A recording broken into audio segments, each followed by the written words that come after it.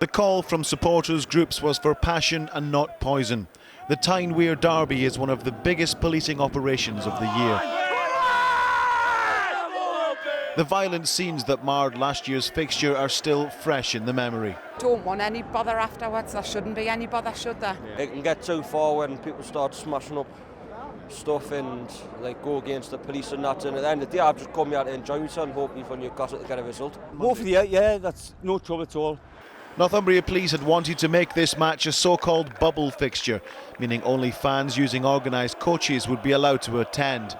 Both clubs objected, making it harder to police. Well, this is a potential trouble spot, an area police were worried about, because the Sunderland fans who've arrived here by train are being marched up along this road, and just across the other way are thousands of Newcastle United fans who've gathered to give them a far from friendly welcome.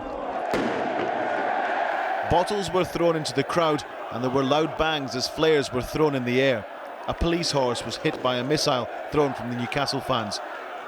As the game ended with Sunderland 3-0 winners, came the next stage of this operation, marshalling Newcastle fans away from the departing Black Cat supporters, keeping the two sides apart. And it was a game plan that worked. 10 arrests in a crowd of more than 50,000. There's been 10 arrests today compared to the 30 there were in the day last year, and then ultimately over 150 arrests as a result of that disorder. We haven't seen anywhere near that sort of level. I think we need to commend the fans from both sides who've been absolutely impeccable in their behaviour. There's been one or two isolated incidents which we've dealt with very quickly, but overall it's been very satisfactory. And so the headlines tomorrow will be about what happened on the pitch during the 150th Tyne-Wear Derby and not off it. And for police, that's exactly the result they wanted. Kenny Toal, ITV News, Newcastle.